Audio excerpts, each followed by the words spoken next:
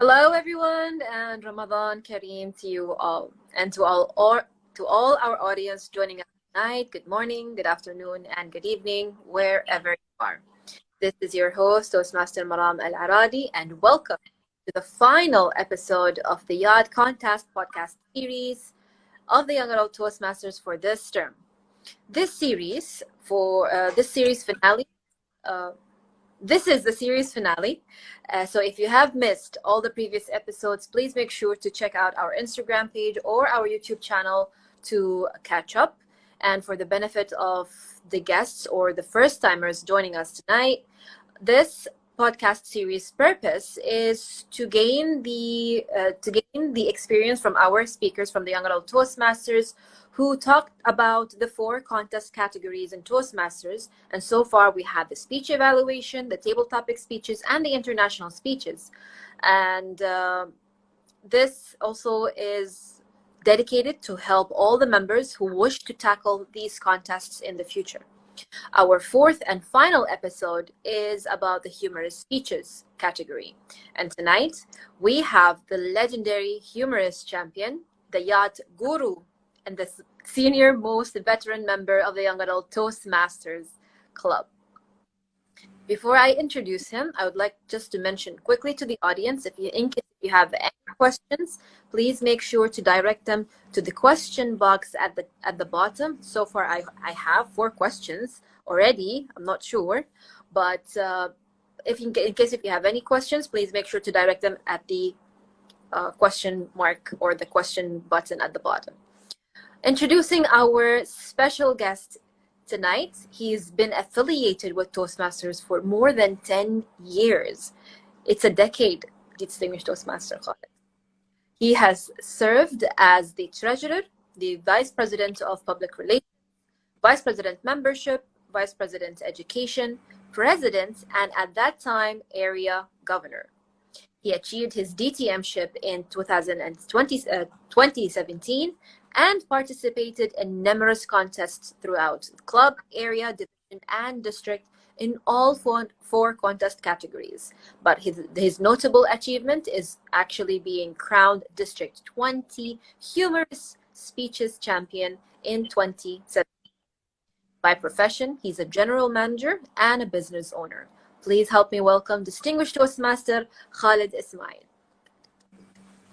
Thank you, Toastmaster Maram, for that lovely introduction. Thank you for making me feel as aged as I feel with that beautiful introduction. But it is a great honor to be here and to share the same platform as the 3 other guests that you had in this wonderful live session podcast series. It is our honor actually to have you and to have a previous district champion such as yourself. So distinguished Toastmaster Khaled, tell us, how were you lured into the Toastmasters and what made you stay for almost a decade? Compared to the 3 other guests that you had, I wish I had a very long and passionate story. But the reason why I got into Toastmasters is because many, many moons ago, my wife dragged me to a meeting, and then I was forever imprisoned in this beautiful organization. Before that, I really never had an opportunity to speak up formally or creatively. And when I was in Toastmasters, that was it. And when I stayed, especially with my home club, I felt like it was a place where I could really belong. And surprisingly, it was one of the many places where I learned my discipline, which surprisingly I do not like, but it is where I've gotten it from. Exactly. This is what Toastmasters is all about, is actually to create a friendly environment where one can explore and improve themselves the way they like on their own pace and without the fear of being judged or laughed at or basically it's a safe environment to develop. So what was the most important and effective skill were you able to develop thanks to Toastmasters? This may be a bit too on the nose, but the most valuable skill that I did learn in Toastmasters is actually just to communicate. The ability to shush yourself, listen, evaluate your whole environment, and then speak and bring all of these things all together and allow yourself to say your point. Communications is such a soft skill that the world needs today. It is akin to having a bow. You can have all the life arrows in your life, such as money and good looks, but without a bow, you can't shoot your arrow. So, learning to communicate really, really helps me both professionally and personally as well. You can ask my wife and she will agree. Of course, this is a testimonial from Toastmaster Najla, your lovely wife. And yes, I do agree that communication is not only verbal, but there are a lot of non-verbal communication skills, and both are equally very, very important. So coming to the basics of tonight's topic, which is the humorous speeches. Being humorous or writing a humorous speech, was this a skill that you developed, or it was simply your personality? That is a good question. I would like to think that it is something that I have as an innate part of my personality, that I was just born humorous. But there is one thing that I must be true to myself, is that it is a skill that I also really developed as I grew into my loving age that I am right now. Because many people would always come up to me, especially after the district or whatever, and they would come up to me like, Khaled, I'm not a funny person like you, or nothing ever funny happens in my life, so I can't do anything humorous. But that's not the right assumption, because people who join Toastmasters are not already masterful orators and leaders. They have something, but they want to learn. So it's the same thing with humorous. It is something that we must unlock within ourselves. And for the audience who are listening tonight, just imagine, after a good day of a long, hard day, one of the key things that you normally do, especially on the weekend or at night, is you call up your spouse, your best friend, or your family member, and then you tell them what in the world happened your day.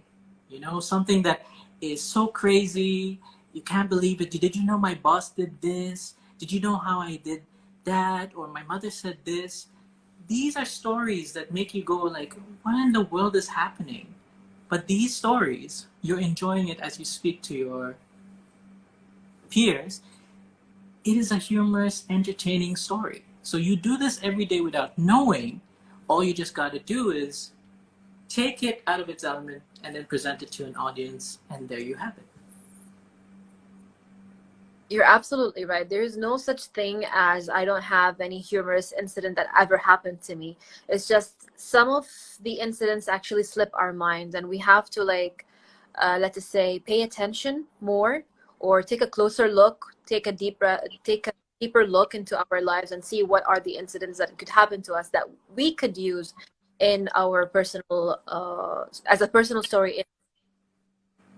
So, distinguished Toastmaster Khaled, Ismaeel, how do you usually select the topic of your humorous speech? This is a question that I think a lot of people would struggle with, because we have seen a lot of humorous speeches that have, let's say, revolve around the same topic, but how to stand out in terms of topic selection? When I used to compete, one of the most common topics to always talk about is, the difficulties with being a married man. But honestly, when it comes to picking your topic, honestly, you just have to think about what kind of stories that you tell repeatedly to your friends and your families that you find so unbelievable, so out of this world, or so unfortunate that you can't help laugh. And you pick that. Now, the whole purpose, when you pick a topic, you might think, oh man, I have to think something that is so unique that nobody else is going to talk about. Yes, you have to pick a topic that's unique, but do not pick a topic that is so unique that you will sacrifice your relatability when you speak to an audience. Because the key thing when you talk about these kind of stories is when you say like, really, what in the world, did this really happen to me? Your audience should automatically listen to you and go like, I know, right? I had the same thing. My mother used to tell me all this along. And you will laugh, they will laugh, and people just get overall entertained and agree with you a lot more. Now, when it comes to also picking a topic from your life stories or any of these sort, it makes you less forgetful because you're picking a story from your life. Now, less forgetful doesn't mean, in a sense, just so that you won't forget the speech, but because since it happened to you, your audience will remember you because it is a memorable speech. And the fact that these people can believe and relate with you more, that will make your speech be ingrained in the minds of your audience. So pick something that is relatable to you, something that you can believe in, and have fun with it. I think that's the most that's a better approach to topics instead of just selecting a unique story that could be like there are some, let's just say, ridiculous incidents that happened, but at the same time you have to have that genuine element. You have to have that relatability so that people can understand and relate and equally laugh, because at the end of the day your purpose is to actually make them laugh. It's supposed to be humorous, so the story should connect to you first and should leave an impact. I would say it's not just a random incident that happened so quickly and happens to be very humorous, but it has to have that heavy impact, I would say, in terms of message and humor as well. So a humorous speech does not always mean that the audience must laugh throughout the entire speech, because after all, it's not a stand-up comedy, right? It has to have an introduction, body, and conclusion with a message, which is a very important thing. What is the best way to inject humor into speech? I thought about this question a lot, and I think the best way to answer it is when you question yourself and the story. And then you ask yourself and the audience, why did this happen? Because when you think about the other type of contests, like the international speeches, they can get too carried away with their message and their seriousness. But with a humorous speech, you question yourself along with the message. For example, if I was doing a humorous speech that's all about self-discovery, finding oneself, one of the questions I can ask myself to inject humor to the audience is like, in my journey for self-discovery, why did I have to gain all this weight to find myself? Why did I have to have my hair look like this to be who I am? So these kind of questions, when you question your message, you question yourself, then you allow yourself to make fun of what you're trying to do. And then because you're allowing yourself to be open, you are laughing with yourself, and the audience will hopefully laugh with you. That's a very unique approach of the question. Did not expect that answer, but yes, you do make a really good point that at the end of the day, it's the matter of being open to yourself first before being open to the audience. Because I do remember receiving a similar feedback when I attempted humorous speeches, when I was I wouldn't say making fun, but displaying how women usually drive. And humorous because it was coming from a woman, and the jokes or the norm is that women cannot drive. So I started questioning basically my message and the methods of women, how women drive. And yes, that's how I relate to your answer. And I've seen you drive too, so yes. Well, DTM Khaled, given your experience in competing in these humorous speeches and reaching district level, not qualifying, and then coming back stronger and winning the first place in District 20 against contestants from, what, 6 countries, I think, at that time. So how was the experience for you? How did you manage to find the strength to come back and compete and win? When it came to this question, I thought of so many ways how to answer this question, but it was honestly a very hoping not to dissuade the audience, but it was a very difficult experience because I remember that day I was so excited and I wanted to compete. I was there on the finals, and then all of a sudden I forgot my speech. Even though it's a story I've said so many times, I lived it myself, and I forgot my speech and I blanked out. I remember after that, when I got down, I could not hold myself. I wanted to cry because it's just so bad.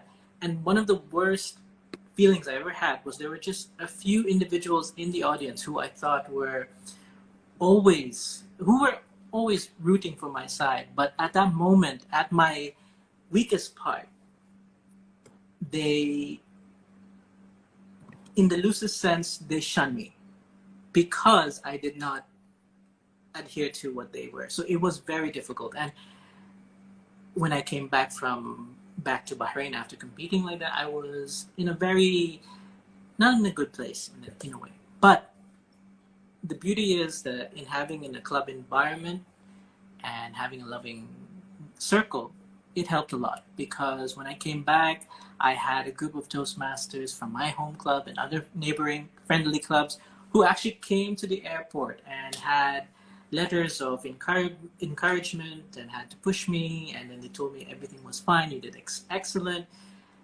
It took me a while to get through that moment, to out of that funk, but putting myself back into the club and doing the contest again helped me get that spark again. And then when it came to the actual finals, when I did win, it was like a second coming. It just felt like it did not happen. It couldn't be any more truer, because I was at the lowest state I could be in Toastmasters, and then in the year after, I was the district champion.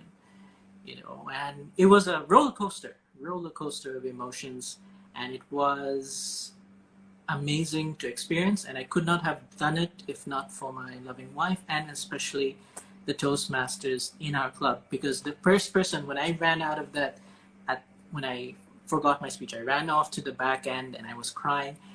One of our Toastmaster members followed through. It was Toastmaster Jithin, who actually came in, and he hugged me and patted me on the back, and he said, it's okay, it's going to be all right.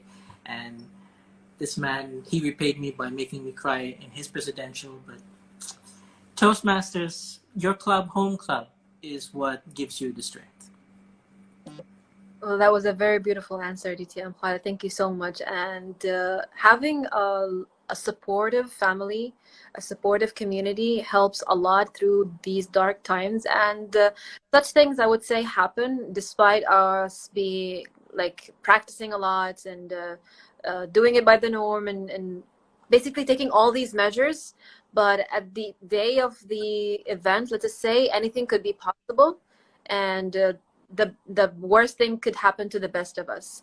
But I do agree with you 100% that true failure is when you stop and not move and just decide to sink in these feelings, but you chose to march on and move forward, and slowly going back to, or basically lifting yourself up from the darkness into the spark again, and that is commendable. That is well done, DTM Khaled. And we actually got to witness the best humorous speech. Yes. So, coming to rehearsals, how many times do you revise or edit your speech before you finalize it? And do you usually take opinions of other mentors or Toastmasters about it?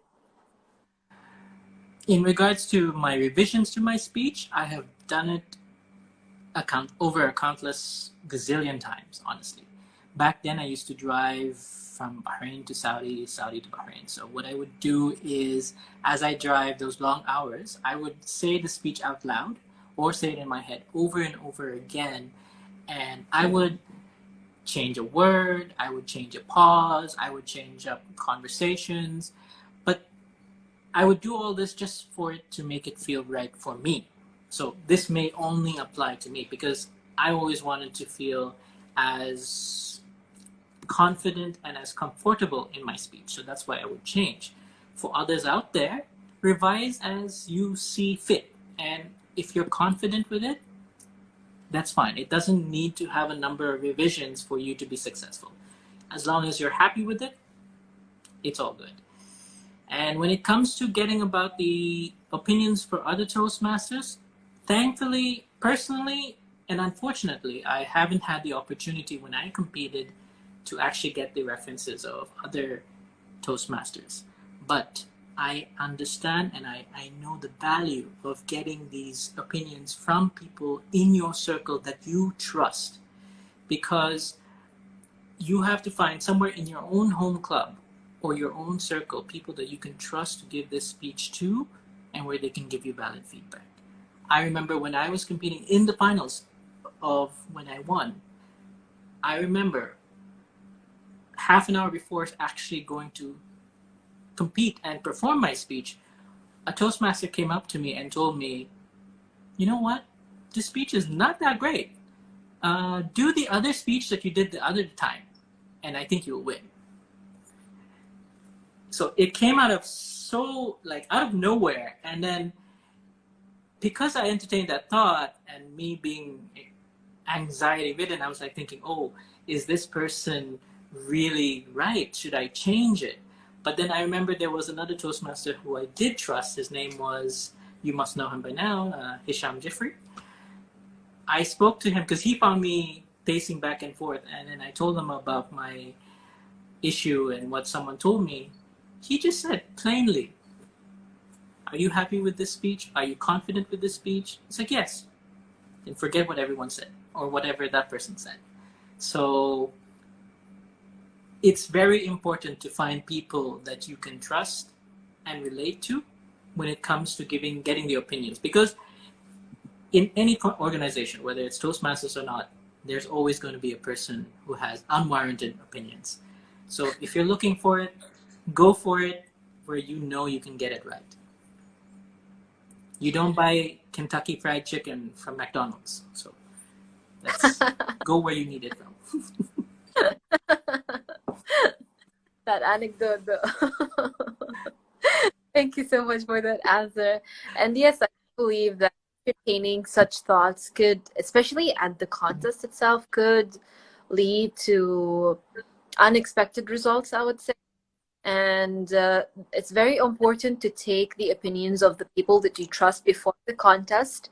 And at the end, it's you who's going to deliver the speech, not others going to deliver the speech. So if you're not comfortable, if you're not confident enough, then you have not done much. You have to change it, or you have to just accept it and just go with it. Otherwise, if it still doesn't feel right, then something has to change, basically. Another tip during writing your speeches, DTM Khaled, do you consider the judging criteria by the book, or do you depend on the subjective judgment? Before I answer this question, none of the District Trio are on this session right now, right? No, I'm just kidding. I'm just kidding. My answer might start out as blasphemous, but when it comes to writing a speech, I don't consider it at all. Now, there's a good reason. It's because I subconsciously apply it from the get-go because of being in Toastmasters for so long. The content, the pauses, the gestures, all of this come according to what Toastmasters itself has been training you for all this time. So I don't need to have a focus of making sure I hit all the boxes of this judging criteria, because inherently I write my speech with the same foundation, so I don't need to actively search for it. You know, it's like driving. Once you know how to drive, you drive. All that matters is just the destination. So the same thing with speeches. Don't worry about all these, am I hitting audience applause or audience reactions? No, just what is your message? Is it humorous? Are you entertaining people? Are you happy? That is your destination. Forget the basics. Just go for it. I believe that the best way to achieve this, I think, is to apply the same thing in our regular speeches that we do in the meetings. so that it becomes the norm, it becomes a habit, because the content is equally important as the delivery, and the audience reactions, the message, the grammar, everything comes to a full picture when you look at the judging criteria. So if you are lacking in any of these, it's not it needs to be improved, it needs development. So the best way, I think, is to practice the same norm in the normal meetings and not compromise on the quality of the speeches. Mm-hmm. DTM Khaled, for our final question for tonight, before we jump into the question and answer session, is that do you have any personal tips you would like to share about writing?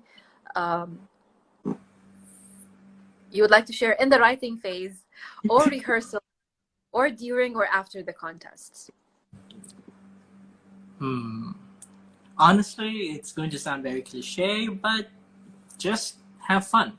I know Sarah, our VP, is in the comments and she's watching. So think back when you're just sitting with your best friend, having a cup of karak, and just spilling the tea, talking about all the crazy things that happen in your day.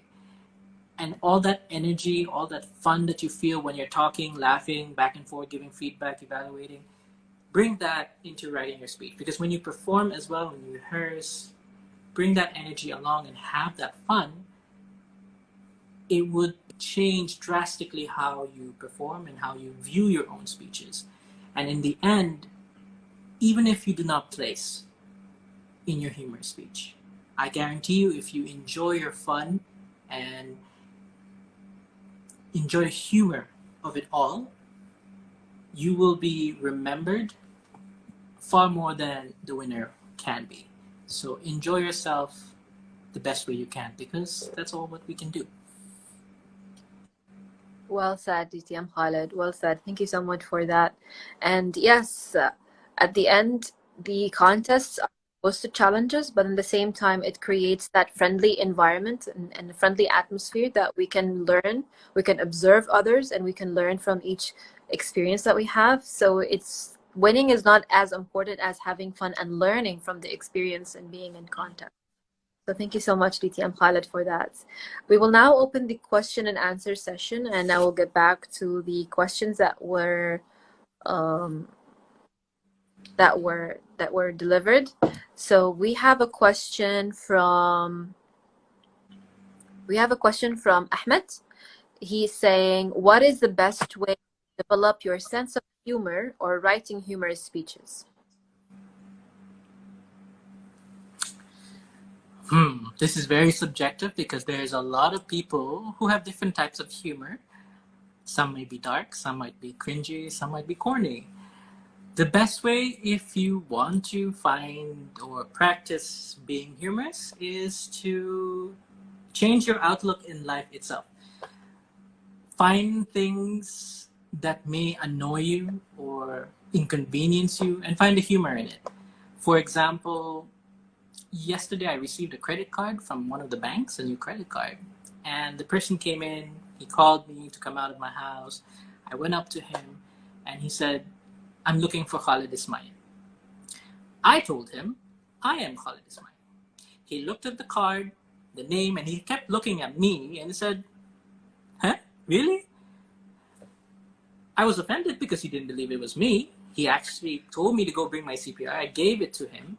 And then he looked at it, had to look back, double take, confirm the CPR number twice before he could give me my card.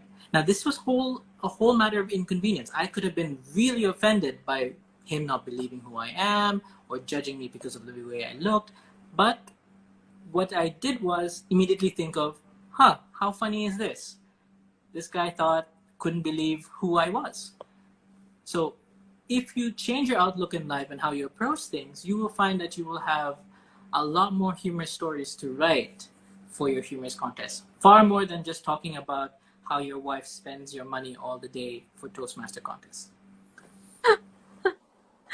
Thank you so much, DTM Khaled. And yes, changing your mentality will actually help you find more stories than you ever think. And this particular incident that you mentioned actually reminds me of Mr. Bean's incidents. when he was in the train and someone told him that you look a lot like Mr. Bean, and the more Mr. Bean tried to convince him that he was Mr. Bean, the person did not believe him. All right. We have another question saying from Tima. She is asking, what's your favorite Toastmaster moment? Ooh, my favorite Toastmaster moment.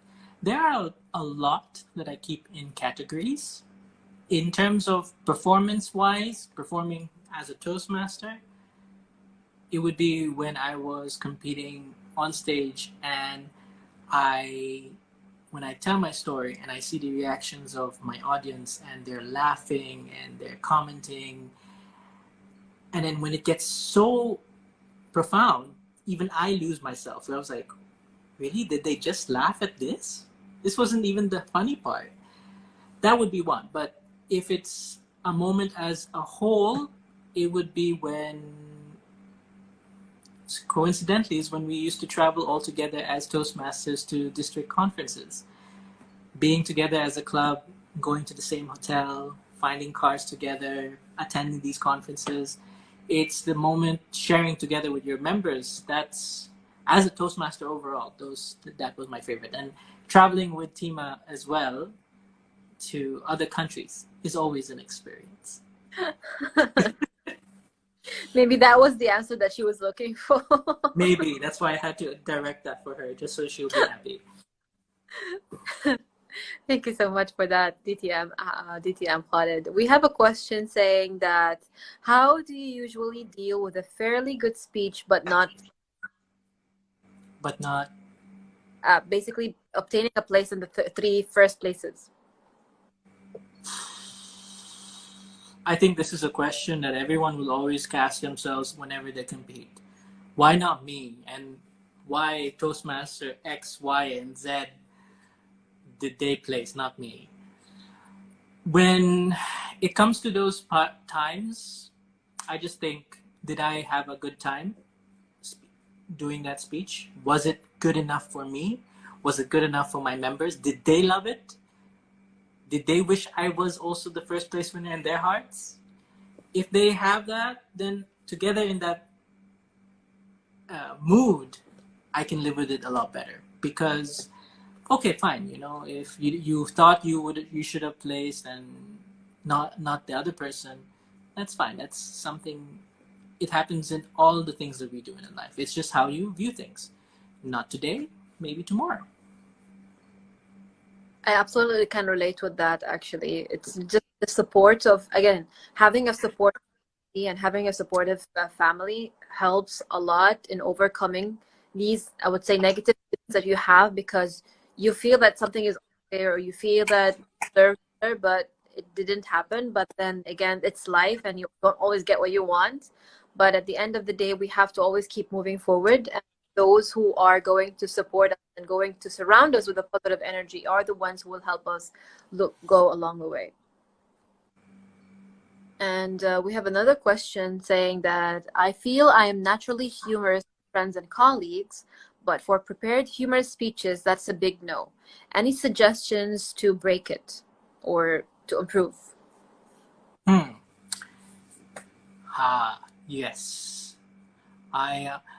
I feel your pain, because whenever I compete, Toastmasters love it.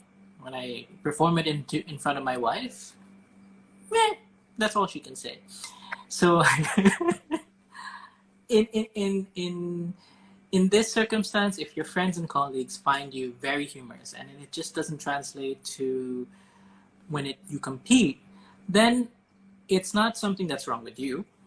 And obviously, it's also not wrong with the audience itself. It's just probably your methodology, your delivery of the thing. Because if it's very effective with your friends and colleagues, and it's not surprisingly working with your Toastmasters audience, then find a group of people that you can trust in your Toastmasters circle and try to perform it in front of them prior to the contest. So they can say, oh, okay, maybe the reason why is that you're using too much slang or too much jargon, or you're bringing in stories without much context that they can't relate. So you may have all the chops, but you're just using the wrong ingredient. So you just have to fine tune it. Then maybe you can be a lot more successful. If you're really that funny, then you're funny everywhere. You just need to know when and how to apply. Well said, DTM Khaled. Well said. Then it's always the audience are not going to be the same throughout, and there will always be audience that will laugh at some certain things and will not, and audience will not laugh at the same thing, basically. So yes, I do believe that basically delivering your speech in front of a smaller group first and taking other people's opinions, or let's just say mentors, veteran members, those who have been competing in speeches, is always important to get another perspective of how to improve your humorous speech. I believe we have one final question from Ahmed again. So he says, how do you deal with the feeling all right, I think this is repetitive a little bit, but maybe you have another approach, DTM Khaled. So the question is, how do you deal with the feeling when you know your performance was better than majority of contestants, but still don't place?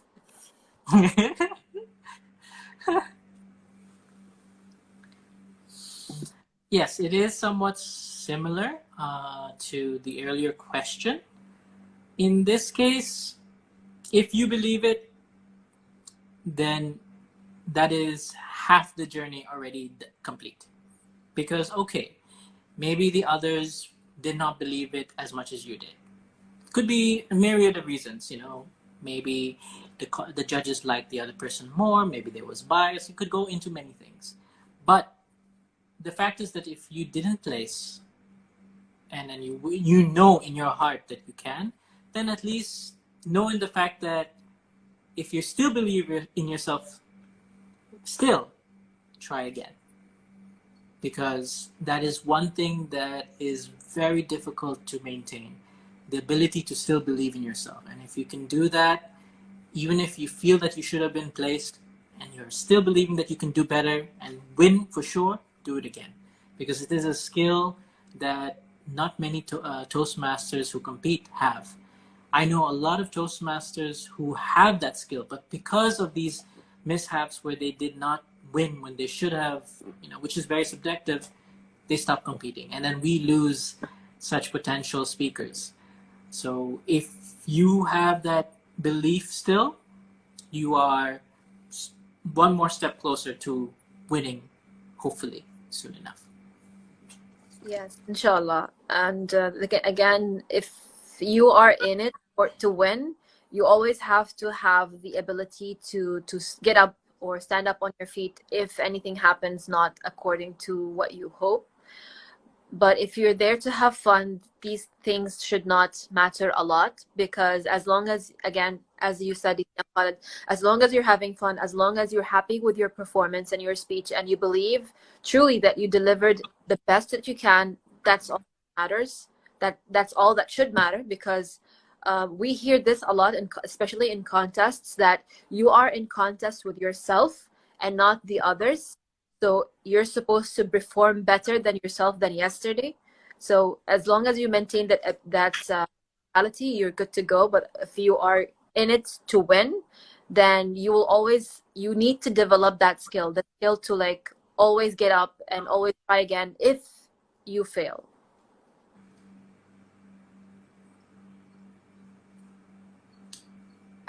I know you read that question and that's why you're laughing. I think we did tackle this question before. Yes, she can watch the upload again. Everyone, thank you so much for joining us. This concludes our fourth and final episode of the Young Adult Toastmasters podcast series, where we have learned that verbal and nonverbal communication are equally important, and the topics that you select for your humorous speech must be relatable, as equal as they are unique, and must be believable. You have to be open to yourself first and then open up to the audience. And one way to do that is question yourself or question the message that you're trying to deliver. Always ensure surrounding yourself with people that are supportive, that are loving, and have a positive mentality. So whenever you're feeling down, they support you and lift you up. Apply the judging criteria even in your normal speeches in the club, so that this becomes the natural norm instead of just considering the judging criteria only for the speeches that you use in the contests. And of course, before the 5 points, select the topic that you are most comfortable and confident about, and whatever that makes you happy. Not something that you're forced to do, because if you are forced, you might end up forgetting. You end up losing track of what you're supposed to say. And unlike when you are very confident, it comes out naturally. So make sure that you are comfortable and confident about the topic and the message and the speech that you're trying to do in the contest. And finally, don't forget to always have fun. A huge, immense thank you to DTM Khaled Ismaeel for his time and valuable information that has been presented to our audience here tonight. And of course, our lovely audience that have joined us from all around the world. Thank you so much for making this podcast a very successful one. And again, as I said, please make sure to check out our Instagram and our YouTube channel for the rest of the podcast series.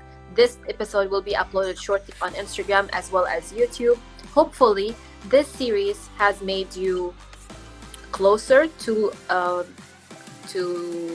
tackle the contests, closer to learn what you are lacking, for example, in the contests, and hopefully you can try again, and hopefully we can see you as a winner in the contest category that you're competing with. Thank you so much, DTM Khaled, and thank you so much, audience. Have a lovely evening.